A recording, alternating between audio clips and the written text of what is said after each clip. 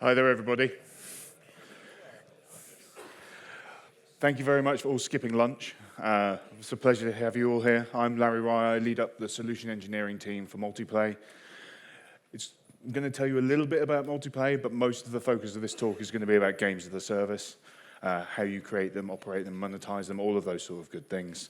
I'm also going to talk to you a little bit about Apex Legends and the success they had and the thought process behind that. And then we're going to have some insights into games as a service as well. So, for those that don't know who Multiplay are, I'm going to bring you up to speed very fast. So, it is a sales pitch, just a little bit, but it's going to be quick. So, Multiplay have over 20 years of experience in deploying and hosting game server infrastructure. We work with everyone. We're very mercenary. We don't care what engine it is, what tech it is. We work with everyone, and it doesn't matter the size of your team either. We provide bespoke solution design and purpose-built game server orchestration toolset. And when I say purpose-built, I mean it. We've iterated on our toolset over the 500 game launches that we've got under our belt. We've made a fair few learnings on how to get this right. And because of that, we offer those iterations and those ways of thinking and giving that knowledge to you as part of our service as well. Everything we do is engine agnostic, with global data center coverage and a multi-cloud implementation. That's offered in 31 locations globally in over 225 data centers. We offer flawless launch experiences that scale with the demands of your players. And everything we do is blended together with bare metal and cloud. This makes the solution that we provide very scalable, but also very cost-effective as well. All of that's wrapped with some really cool tools. And we can extend your existing live operations team, or we can become them if you don't have one already.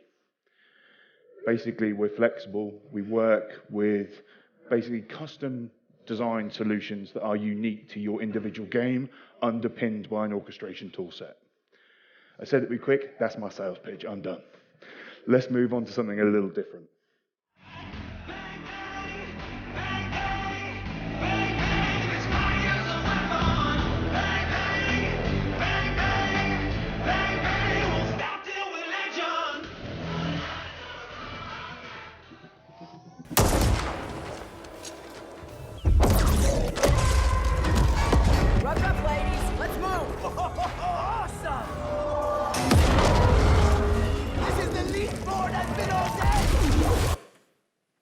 So if you guys didn't know, that's Apex Legends.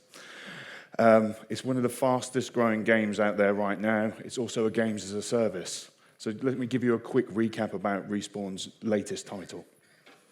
So Apex Legends was announced and launched on the same day in February. We've termed that mic drop launch because of literally no one knew it was coming, and it just happened. And then subsequently, this happened as well. We got 50 million unique players over a 24-day period, and at peak we were sporting over 2 million concurrent players on our platform, alongside all the other games that we support as well. We were adding over 3,000 additional cores per minute during peak. That's roughly 2 machines, 2 physical servers every second. Why is all these facts and figures important? It's because success doesn't just happen. It requires the perfect mixture of content, operational strategy, and expertly balanced monetization. I just want to snap back to the video just for a second. Did anyone catch what Octane said as he was running away with his squad from the collapsing EMP tower? If you didn't, he said, "This is the least bored I've been all day." Because playing video games shouldn't be boring, they should be engaging, evolving experiences that keep players coming back for more. Game launches, on the other hand, and season launches should be boring, but they should only be boring for the developers, the studios, and the publishers that are creating and operating them. Because the last thing that you want on launch day or on a season launch is the metaphorical EMP tower collapsing around you. You want it to all be good, you want it to be safe. And you also want to compel your audiences with fantastic content and in-game events. And you don't want to have maintenance windows or any sort of downtime, because they both impact player experience, but also your bottom line as well. These experiences should give you that one more go syndrome. These experiences actually are steering development of games towards a new service model. And you're all going to know what I'm talking about. It's games as a service. So let me introduce you to games as a service, or GaaS, as we're going to call him, or her, or it. It's non-gender specific. I will call him him because I'm really poor at the non-gender specific stuff. So I wanted to anthropomorphize GaaS as this guy, because saying GaaS and games as a service many times during a presentation is just weird. So we got this guy. So what goes into games as a service, or GaaS? Because games as a service are very different to your standard titles. On a standard title, once you've finished it, you launch it into the wild. Unless there's any game-breaking bugs, it's done. And you walk away from it. Unless you're going to release a DLC, fine, but normally it's done. When it comes to GaaS, they really need a babysitter. They're never going to go away. They're just there and they keep evolving. So I'm going to break down games as a service into its components parts, the stages you need to go through to get one of these games into production, and we're going to use the create, operate, and monetize model. So let's dig into the create phase. The create phase is a bit weird. It has multiple sub-phases, as you'd expect. You have to do a lot of planning. I can't overstress enough how much planning goes into one of these sort of games. You also then have to create a game design document or something similar to that. You have to look at what the game design is essentially going to be, including things like what's your server operating system choice? What's your player entitlement? How are you going to do that? What's your voice comms partner? Or are you going to build your own voice comms solution? How are you going to do matchmaking and patching? And all of these things you have to start considering right at the beginning.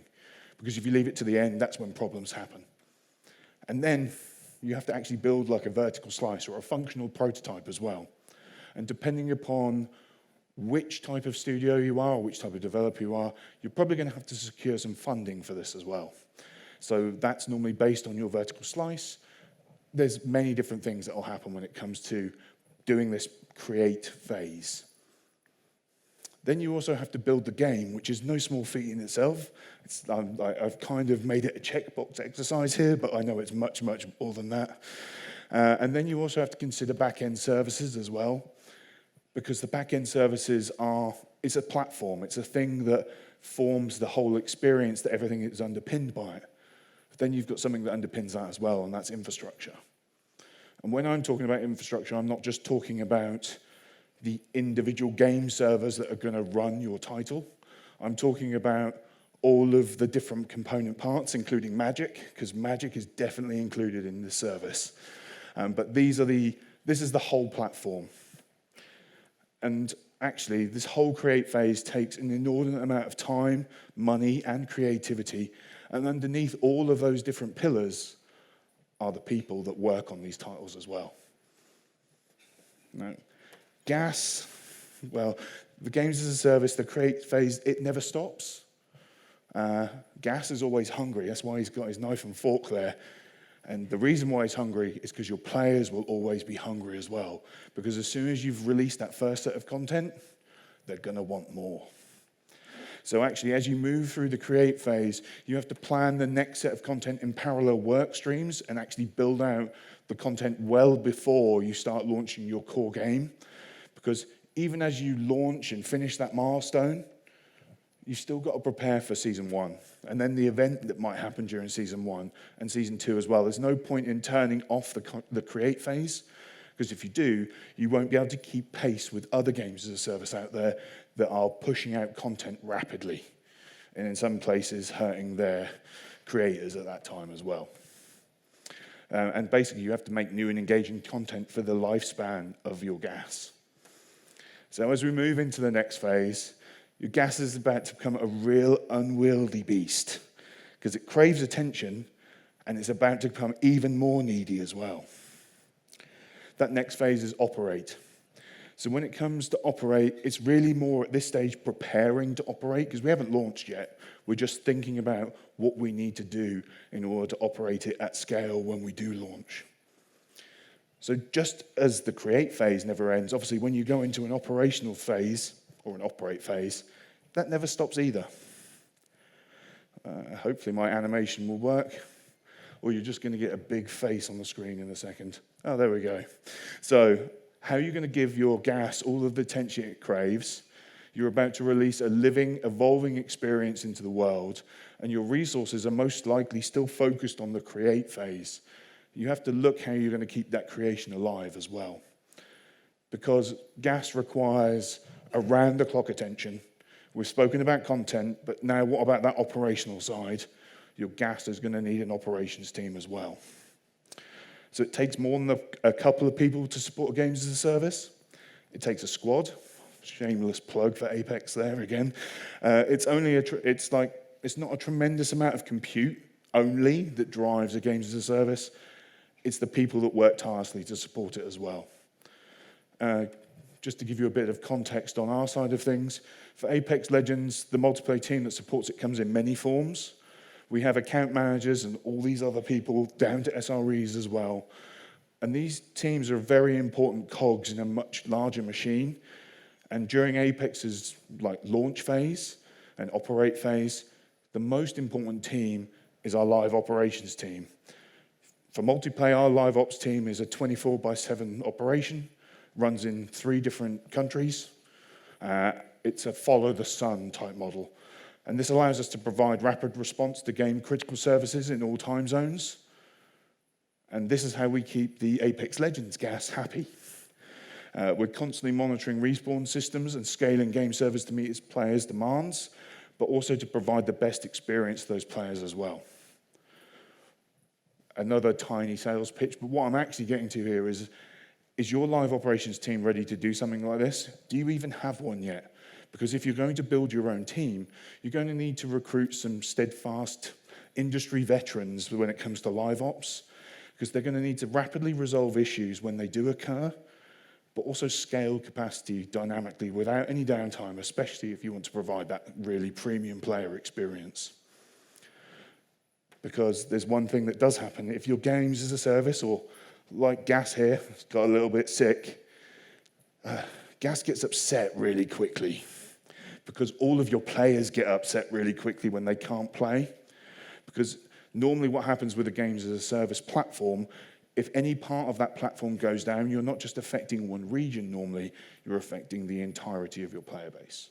So you need to react really fast to these type of problems.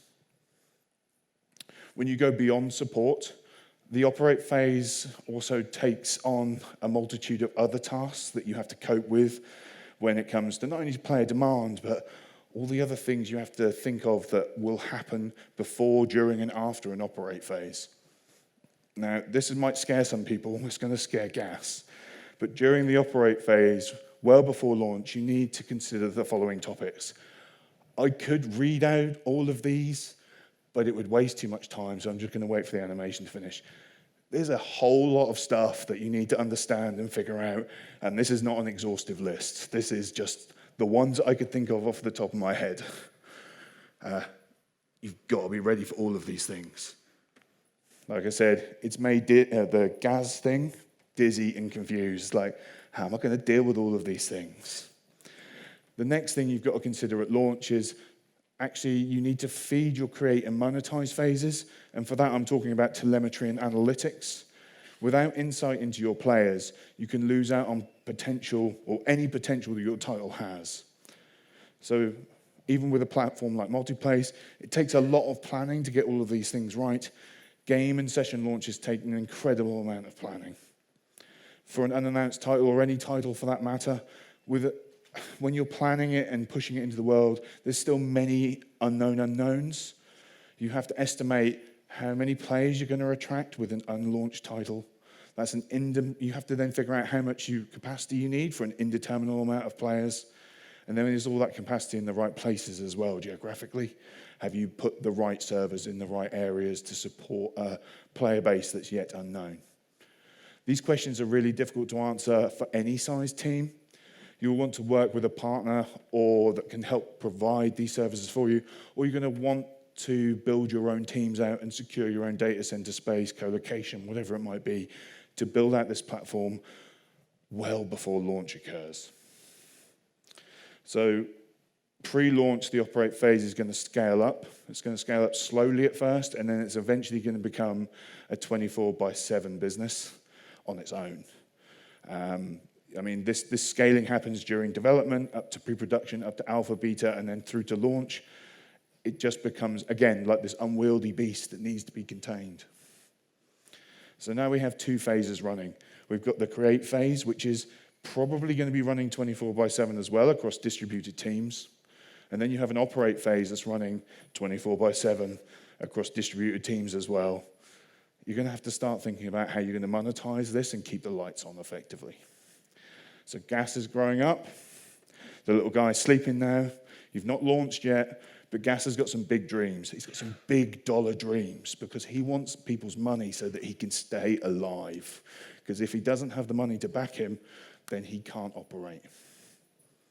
So our final phase that I'm going to talk about is monetization, or monetize. So locking in the first set of monetization is really key to a successful GaaS. And I would like to highlight that I'm by no means an expert on monetization, but being an avid gamer myself, I really do have some strong opinions on monetization. But for that reason, I've enlisted some help on the finer points of monetization. And that help comes from Nick Beliath. He is the SVP of game development for Jagex. Nick has owned monetization for all of his games for a very long time, and he's offered up some of his time and experience to give me some insights into monetization, the do's and don'ts, but most importantly, how to look at it effectively. So, I'm just going to take a small sip of water. So, understanding how to monetize your title comes down to what you are creating. The unique elements which can be packaged and sold. GaaS is only thinking about seasonal content now because GaaS loves to dress up, but he's already ready for Halloween. But actually what I'm talking about here is that the two fundamental things that need to be considered when monetizing is the telemetry and the planning. When I mentioned planning earlier, there was a glaring omission on purpose for the people that stayed in the room and didn't leave. You should be planning your monetization model at the same time as your core game loop. This leaves players with an experience that feels more natural and organic, as it were, more in tune with the rest of the game, rather than grafting on top of it at the end of it to make people think, oh, I just need to go and buy some hearts or something like that to keep playing. It needs to be rooted in that original game design. And when you look at game design, you should be reinforcing the purchase by making the purchase reinforce gameplay. There shouldn't be a reason just to have monetization just because you think it would be good to earn some money from that particular feature. Telemetry can facilitate you with all of these things, and you'll spend a lot of time analyzing the data. By understanding what players want from monetization, you can start to see what your players really care about. This allows you to effectively monetize your game. You can dial in just what type of content works for your players, because these insights into the value of your content allow you to understand the investment needed to feed the beast. There's no value in creating content that players don't want to consume, so even if your analytics says, GaaS wants a burger, and then you go and make a beat, and you ship the new content a beat, GaaS is going to be pretty upset because he wanted a burger. This is the same way that content works for your players. If you don't understand what they want, you can't deliver it effectively, you can't create effectively. So let's review a couple of the current monetization models in the market today. First one, the oldest one, the subscription model. It comes from MMOs. It's pretty standard. You go, please pay me a monthly fee. You are then allowed to pay the game you've already bought at the beginning. And then when I give you some content, you can have some content. And then I'm going to release an expansion pack, and you need to pay me for that as well. Oh, and the subscription cost as well on top of that. So when you do that, the players are already expecting content to just occur. You're charging them on a monthly fee. They're expecting content that they've already paid for effectively. That subscription model is becoming less prevalent because it's so dependent on content creation. And then you have the battle pass model as well. It's kind of a subscription, but slightly different. It works very well for a GaaS because it's systemic. You can literally turn the stream of content on, players purchase a battle pass, and then you can go, it's going to last for this long, and I'm going to turn it off again. You've made it systemic. You've made it an on and off switch. You're asking people to commit. You're not asking people, sorry, to commit to a monthly subscription. You're asking them to commit to a season.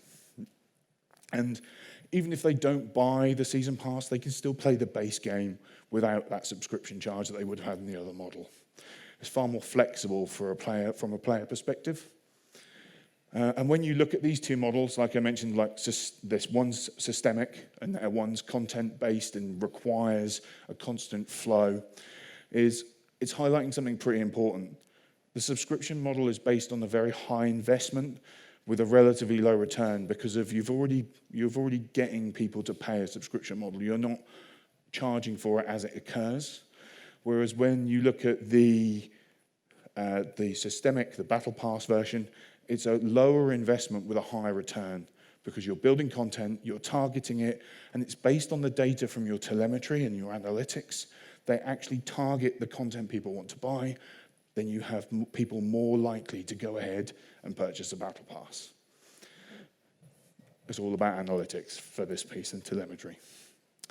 So with all the telemetry you collect, battle passes allow you to do something unique as well, like I've kind of alluded to already. It enables you to do polished and targeted iteration. It constantly allows you to learn how to improve your title, all backed up by the data that you've collected. You can go as another model, purely cosmetic. This allows players to customize and build their own personality into avatars. Personalization of this level helps dramatically with player attachment as well. And when players feel strongly about their style and how they're represented within the game, they tend to stay around longer. They become invested in that content and in that title as well. Pay to win. One of the dirty monetization models from many gamers' perspectives. If you allow people to pay to win, I'm not going to give you my personal opinions. I don't like it. But other people really do relish the ability to pay to progress.